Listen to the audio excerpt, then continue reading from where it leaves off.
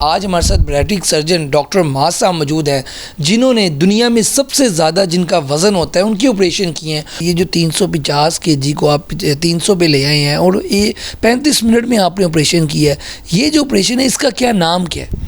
इसका नाम है MGB मिनी गैस्ट्रिक बाईपास या OAGB one anastomosis gastric bypass. अगर समझ के कोई किसी स्टेज पे कोई पेशेंट कहता है या वो कहता है यार मेरा तो मैदा वापस लगा दो, तो आप 5 साल 10 साल तो किसी वक्त भी आप वो वापस जोड़ सकते हो। क्या बात है डॉक्टर साहब, मतलब कि ऐसे लोग जो कि नहीं अफोर्ड कर सकते तो वो सारा जो खर्चा है आप अपने पास से करते हैं? पास से कर लेता हूँ, तो अल्लाह ताला यकीन करो मैं दिन में जितने फ्री करता हूँ शाम को उतने ज़्यादा आ जाते हैं।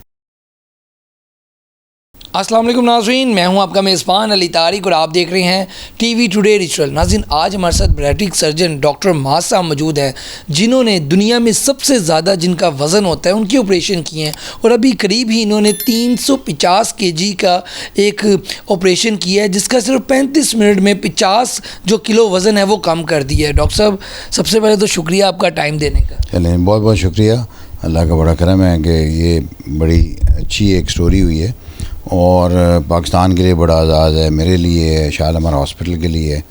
तो ये बड़ा एक डिफ़िकल्ट केस था जो अपनी नौइयत का मुनफरद था इस सेंस में आज तक, क्योंकि 2 टाइप के ऑपरेशन होते हैं। एक स्लीव होती है जिसमें मैदा आप छोटा करते हो, कुछ 70-80% आप मैदा छोटा कर देते हो। एक और ऑपरेशन होता है बाईपास, तो जिनके वज़न ज़्यादा हो उनमें आप स्टेज प्रोसीजर करते हो। पहले स्लीव कर दी, वज़न कोई 100 किलो कम हो गया तो फिर आप बाईपास करते हो। तो ये मुनफरद इस सेंस में है कि इसका हमने स्ट्रेट अवे फर्स्ट गो में ही बाईपास कर दिया। तो 350 का आज तक दुनिया में मिनी गैस्ट्रिक बाईपास नहीं हुआ। तो ये जो आपने किया है, ये जो 350 केजी को आप 300 पे ले आए हैं और ये 35 मिनट में आपने ऑपरेशन किया है, ये जो ऑपरेशन है इसका क्या नाम क्या है? इसका नाम है MGB मिनी गैस्ट्रिक बाईपास या OAGB one anastomosis gastric bypass.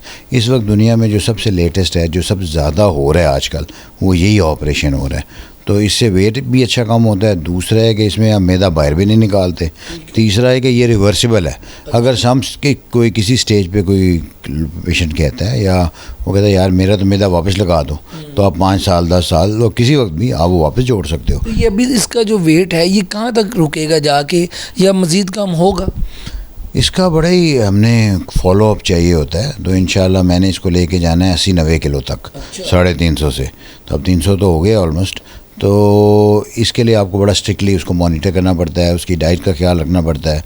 उसको स्पेशल हम प्रोटीन शेक्स और डाइट देते हैं, तो वो उससे वो फिर वो फॉलोअप भी हर पहले आप 15 दिन वो बुलाते हो, फिर महीने बाद, फिर 3 माह बाद, फिर 6 माह बाद, और हमारी टीम भी मतलब वहाँ चेक करती रहती है। तो इसलिए उसकी डाइट का सब चीज़ों का ख्याल रखना पड़ता है। सबसे इम्पोर्टेंट ये है कि ऐसे जो ऑपरेशन होते हैं ये बड़े रिस्की होते हैं, ठीक है। नॉर्मली एक तो आपको करना आता हो, ठीक है। दूसरा आप में इतनी स्किल्स हो कि आप हैंडल कर सको, क्योंकि अकेला बंदा नहीं कर सकता, आपको टीम चाहिए होता है। मैं ऑपरेशन जितना भी अच्छा कर लूँ, अगर मेरे पास पोस्ट ऑप ICU केयर अच्छी नहीं है या मेरी बाकी टीम अच्छी नहीं है जिसने ख्याल रखना है इसकी डाइट का, तो फिर आपका सक्सेस रेट गिर जाता है। तो इसलिए मैं बड़ा केयरफुल होता हूँ कि यार ऐसे लोगों को अच्छी तरह प्रिपेयर करो। ऑपरेशन से पहले तमाम जो डिपार्टमेंट हैं, हार्ट वाले, चेस्ट वाले, लंग्स वाले, साइकेट्रिक, ये वो, आप उनकी पूरी उनकी एवेलुएशन कराते हो। वो कहते हैं जी फिट है बंदा, तो फिर आप उसको ऑपरेट करते हो। क्योंकि मैंने अपनी ज़कात का जो सिस्टम है मैंने रखा हुआ है कि जो ऐसे बंदे जो वाकई ज़रूरतमंद हैं, जिनको शुगर है, जिनका वज़न 150-200 है, उनका कोई पुरसान हाल नहीं है, तो मैं ख़ुद वो अपनी उसमें डाल देता हूँ। क्या बात है डॉक्टर साहब, मतलब कि ऐसे लोग जो कि नहीं अफोर्ड कर सकते तो वो सारा जो खर्चा है आप अपने पास से करते हैं? पास से कर लेता हूँ। तो फिर अगर आप ऐसा करते हो ना, तो अल्लाह ताला यकीन करो मैं दिन में जितने फ्री करता हूँ शाम को उतने ज़्यादा आ जाते हैं। पेशेंट की रिकवरी अच्छी होती है। ऐसे पेशेंट आपके पास आते हैं, फिर अल्लाह ताला का ख़ास हाथ होता है कि यार बंदा ठीक होकर चला जाए। इसी तरह जैसे अभी ये किया, ये भी ट्रक पे आया था, ये गाड़ी में बैठ नहीं सकता था। इसको पूरा वहाँ उन्होंने चरपाई रख के वहाँ से ये लेके आया। हमने पहले इसको 4 महीने प्रिपेयर किया। इसी तरह जो 612 किलो वाला था वो वर्ल्ड का हैवीएस्ट बंदा है। उसका नाम वो था खालिद अल शहरी, उसका नाम था, सऊदी अरेबिया में। उसको किंग फाहद ने वहाँ से शिफ्ट करवाया था अपने स्पेशल हेली उसमें C-130 के अंदर, जजान से रियाद के अंदर। तो उसको भी हमने कुछ 6 महीने पहले प्रिपेयर किया। तो वहाँ फिर किया उसको। पहले हमने उसका कोई 70 किलो कम किया ऑपरेशन से पहले, अस्पताल में रख के। आपको पता है वहाँ तो हर चीज़ ही फ्री होती है, वहाँ पूरी उन्होंने उसकी, हमने उसको शेक्स दिए, सब किया ये चीज़ों से। जब उसका वेट कम किया तो जब वो ऑपरेट किया तो मेरे साथ जो मेरे उस्ताद हैं, मुझे सिखाया हुआ है, मतलब वो थे डॉक्टर आदिल कातानी। तो हमने 5-6 लोग थे उसमें, तो अल्हम्दुलिल्लाह अब वो 86 kg पे, 612 से कहाँ पहुँच 6 किलो तक, यानी 1200-1300 पाउंड से अब वो आ गया है तकरीबन 150-200 पाउंड पे। सबसे इम्पोर्टेंट है ये कि लोग जब आपका प्रोफाइल देखते हैं कि यार इस बंदे ने कितना काम किया हुआ है, आपके लोगों के रिव्यूज़ देखते हैं, ठीक है यार ये बंदा अच्छा काम कर रहा है और रिज़ल्ट्स इसके बहुत अच्छे हैं, ठीक है, तो ऑब्वियसली फिर लोग दूसरों को रिकमेंड करते हैं। सबसे इम्पोर्टेंट होता है वर्ड ऑफ माउथ, यानी आपने किसी का ऑपरेशन किया वो दूसरे लोगों को बताता है।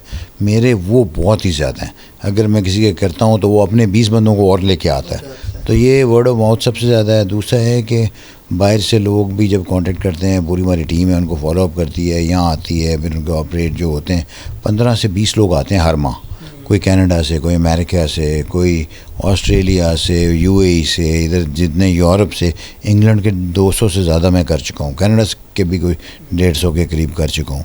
तो ये सिर्फ लेवल ऑफ ट्रस्ट है लोगों का कि वो आते हैं तो होता है। इसमें कोई ये भी कह सकता है कि अगर ऑपरेशन वगैरह हो जाए तो इसका कोई नुकसान वगैरह या इसके साइड इफ़ेक्ट वगैरह भी हैं, क्योंकि आप इस चीज़ के स्पेशलिस्ट हैं, आपसे बेहतर ये कोई जवाब नहीं दे सकता, तो क्या है वाकई है कोई इसके साइड इफ़ेक्ट? डेफिनेटली जब भी आप कोई ऑपरेट करते हो उसके साइड इफ़ेक्ट होते हैं। जब आप लोगों को बताते हो तो आप देखते हो कि साइड इफ़ेक्ट ज़्यादा हैं या फ़ायदे ज़्यादा हैं, तो फ़ायदे बहुत ज़्यादा हैं, साइड इफ़ेक्ट 1-2% है। अब लेकिन इसलिए मैं लोगों को एडवाइस करता हूँ कि जब भी आप ये ऑपरेशन करो तो आप सर्च करो आप किसके पास ऑपरेशन करा रहे हो, ठीक है। बहुत सारे मेरे अपने कोलीग्स हैं बड़े अच्छे ऑपरेशन करते हैं, ये ना हो कि उस बंदे ने 2-4 किए हों, वो आप पे सीख रहा हो, तो फिर डिज़ास्टर होता है। इवन अच्छे हाथों में भी कॉम्प्लिकेशन हो जाती हैं, मेरे हाथों में भी हो सकती हैं, लेकिन डॉक्टर वो है जो कॉम्प्लिकेशन को हैंडल करना जानता हो। कोई होए भी तो आप उसको ठीक कर लो, वो वही करेगा जो एक्सपीरियंसड आदमी है। जो अनएक्सपीरियंसड आदमी फिर अगर कॉम्प्लिकेशन होती हैं फिर लाखों लग जाते हैं, तो वो फिर बड़ी मुसीबत है। फिर आपको इसलिए अच्छे डॉक्टर का इंतखाब करना चाहिए। हमने पूरी अपनी एक सोसाइटी बना दी है, Pakistan society of bariatric metabolic surgery, तो हम काफ़ी उसमें सर्जन, हमें पता है कौन कैसा है, कौन कर रहा है, तो हम लोगों को भी उनको गाइड करते हैं, यार आप पहले सीखो। जितने भी हर कोई जो भी यंगस्टर्स हैं वो कहते हैं कि हर बंदा कहता है कि जी मैं बैरिएट्रिक सर्जन बन जाऊँ, इस तरह नहीं होता। हर किसी का राइट है बने, लेकिन सीख के प्रॉपर ट्रेनिंग हो। मेरे बॉस ने मुझे 1.5 साल तक ऑपरेशन नहीं करने दिया, उसने कहा जी अब इधर से काटो, अब यहाँ से कैमरा डालो, अब इस तरह करो। फिर 1.5 साल बाद वो आता नहीं था और मैं करता था। जब आपने सीखा इस तरह हो तो फिर आप वो डिफरेंट बात होती है ना। डॉक्टर साहब लास्ट पे ये बताइएगा, ऑपरेशन आप करते हैं और बड़े कह लें कि कामयाब ऑपरेशंस करते हैं, एक पहचान है, एक नाम है आपका। शुरू में जब आप कर रहे थे डॉक्टरी, उस वक्त ये सोचा था कि इस तरह की चीज़ पे आप आएंगे? उस वक्त क्या सिचुएशन थी शुरू में जब आप डॉक्टरी में आए थे? कुछ लोग तो करते हैं डॉक्टरी और यहाँ तक नहीं पहुँच पाता हर बंदा, उस वक्त आपके क्या ख्यालात थे? मेरे लिए तो बल्कि थोड़ा ज़्यादा मुश्किल था, क्योंकि मेरी फैमिली में ही डॉक्टर हैं। स्टार्ट मेरे ताया से हुए, वो ब्रिगेडियर थे, ENT स्पेशलिस्ट थे। वो 1980 में ब्रिगेडियर थे, जब आर्मी में 1-2 ब्रिगेडियर डॉक्टर थे। तो आपके सगे ताया वो, उसके बाद मेरे मामू वो प्रोफेसर शमीम अहमद ख़ान, वो सर्विसेज के चीफ एग्जीक्यूटिव थे, वो बहुत बड़े सर्जन, सोसाइटी ऑफ सर्जन के प्रेसिडेंट। उसके बाद प्रोफेसर आमिर अजीज़, आपने नाम सुना होगा, वो मेरे मामू के बेटे हैं, वो घुर्की हॉस्पिटल के जो हैं। ठीक है, आपके सामने जब इतने बड़े नाम हो तो मैं तो उससे पहले ही बनता हूँ यार आपको तो कुछ ना कुछ एक्स्ट्रा ऑर्डिनरी करना पड़ेगा। लेकिन आपने किया भी है और एक अपनी पहचान अलग बना ली है इतने डॉक्टरों के होते हुए। मेरी अम्मी की बड़ी ख्वाहिश थी कि मैं डॉक्टर बनूँ, क्योंकि उनके भाई डॉक्टर थे। तो अनफॉर्चुनेटली मतलब she died at the age of 43, जब मैं FSC में ही था, फिर रिज़ल्ट नहीं आया था। तो वो मतलब उनको बहुत ज़्यादा शौक़ था। तो फिर मैंने कहा कि जब मैंने ऑपरेशन शुरू किए तो मुझे वैसे ही शौक़ था यार, बंदे ज़्यादा मोटे हैं, डायबिटीज़ क्योंकि अम्मी को थी, तो मुझे था कि मैं ना ऐसा काम करूँगा जिससे शुगर वगैरह ख़त्म हो जाए ना। तो ये ऑपरेशन जिनसे लोगों की शुगर ख़त्म हो जाती है, आपको पता है कि दुनिया में शुगर ख़त्म करने का वाहिद इलाज है बैरिएट्रिक सर्जरी। मतलब कि आप अपना वेट कम करते हो तो शुगर भी ख़त्म हो जाए। ये इसमें एक हार्मोन है, वो निकाल देते हो, ग्रेलिन जो है। बाद में जो बाईपास करते हैं, अब तो जिनका वज़न जिनका BMI जो बॉडी मास इंडेक्स है वो 27.5 से ज़्यादा है और दवाइयों से शुगर ठीक नहीं होती, तो आप उनके ये वाले ऑपरेशन कर देते। तो मैंने इतने लातादाद किए हैं, जो लोग 100 यूनिट इंसुलिन लेते थे, जिनकी शुगर 350-400 होती थी, अब उनकी शुगर 100 पे है, कोई दवाई नहीं लेते। तो ये कमालात हैं इन ऑपरेशंस के। क्या बात है डॉक्टर साहब। डॉक्टर साहब वैसे आजकल जो मोटापा है वो तो बीमारी बहुत बड़ी बन गई हुई है, हर तीसरे बंदे चौथा बंदा मोटापे का शिकार है।